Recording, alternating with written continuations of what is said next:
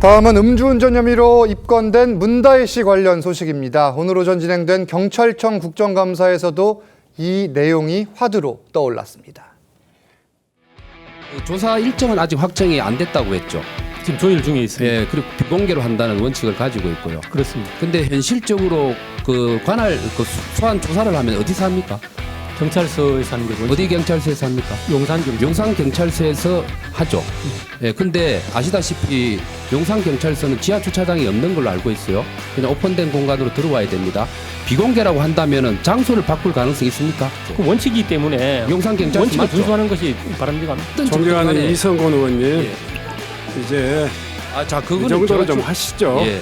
지금 문다혜 인사청문회도 아니고. 자, 그러면은 똑같은 거죠. 자, 아니요. 제가 잠깐만 이게 시간 좀. 이때까지 그렇게 아니, 왜 이제 제가 이 국감을 진행하면서 굉장히 엄정하고 중립적으로 운영을 합니다. 이 문제는 경찰청에 대한 업무 국정감사입니다. 협조해 주시죠. 자, 국회가 아닙니다. 오늘 이제 국회 행정안전위원회 여야 의원들은 경찰청을 직접 찾아서 이 경찰청을 대상으로 한 국감을 진행을 했고, 이 문다혜 씨의 혐의 그리고 조사 일정 등을 두고선 여당입니다. 국민의힘의 집중 공세가 이어진 거예요. 그렇죠. 아시다시피 문재인 전 대통령의 딸이죠. 문다혜 씨가 최근 음주운전 혐의로 적발이 돼서 입건이 된 상태이기 때문에요. 여당 의원들이 해당해서 이제 집중 포화를 날렸습니다. 특히 이성건 국민의힘 의원은요.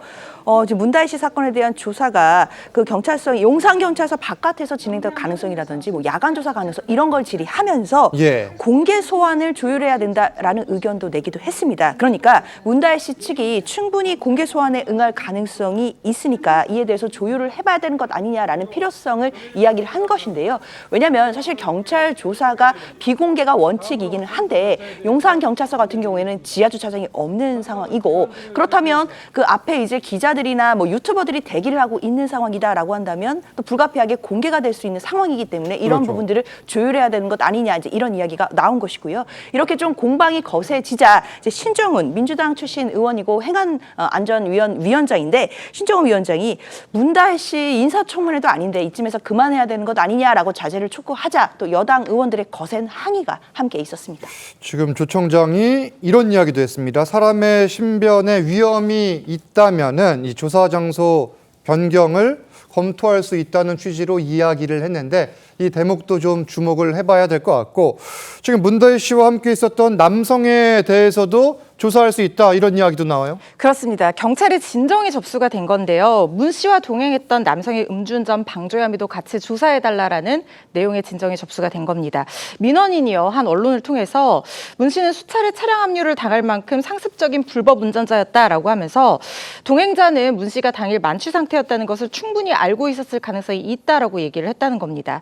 그러면서 음주운전을 할 수 있다고 예상하고 대리운전 기사를 부르는 등 조치를 취했어야 했는데 그 부분을 하지 않았기 때문에 음주운전 방조 혐의에 해당한다라고 주장을 하면서 민원을 진정을 제기한 상황이기 때문에 이 부분 들여다볼 가능성이 열린 상황입니다. 그러면 실제 이 동행자에 대한 음주운전 방조 혐의 적용 가능성 어떻게 전망하십니까? 예, 적용이 가능하더라도 실제로 처벌로 이어질지는 확률이 그렇게 높지는 않지만 지켜봐야 될 것 같습니다. 이 사건 경위를 보면 문화일보에 따르면 문 씨와 동행했던 이 남성은 5일 자정이 남은 늦은 시간까지 문 씨와 함께 술을 마시고 2차, 3차 술자리까지 장소를 함께 찾는 모습도 포착이 되었습니다. 문 씨는 2차로 간 한 술집에서 너무 취해 있으니까 나가달라라는 점주의 부탁을 받고도 테이블을 치면서 술을 더 달라 이렇게 한 것으로 알려졌는데, 이 과정에서 동행자가 이런 문 씨를 부축해서 나가는 등 비교적 이 동행자는 제정신을 유지한 것으로 알려졌습니다.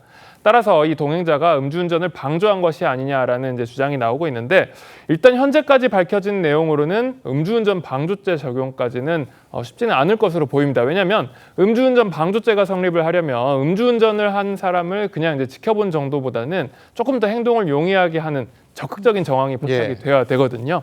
다만 이 경우에 만약에 이 남성이 음주운전 그냥 해도 좋다, 가도 좋다라고 권유하는 정황이 있었다면 그럴 때는 방조죄가 적용될 수 있을 것으로 보입니다. 그러니까 뭐 직접 운전해도 돼, 무슨 대리를 불러, 이런 식의 음주운전을 독려한 정황이 있지 않는 한 처벌 가능성은 좀 낮다, 이런 설명이고, 문다혜 씨는 이 음주운전 혐의로 경찰 출석 일정을 조율 중인 상황에서 이 조사가 끝나면은 전 남편 특혜 채용 의혹과 관련해 검찰 조사도 지금 예정이 돼 있는데 이에 대비해 또 새로 선임한 변호사 이야기도 나오나 봐요. 예, 그러니까 문재인 대통령의 전 사위 문다혜 씨의 전 남편의 특혜 채용 의혹에 대해서 수사가 이제 이루어지는데 예. 그와 관련해서 문다혜 씨도 지금 참고인 조사 일정을 잡게 되는 거예요. 그 조율에 들어갔다고 합니다. 이런 조율을 문다혜 씨의 변호인이 하게 되는 거죠. 그래서 문다혜 씨가 지금 변호인을 보강했다고 하는데 바로 문재인 정부 당시에 민정비서관을 지냈던 이광철 변호사를 선임했다고 합니다.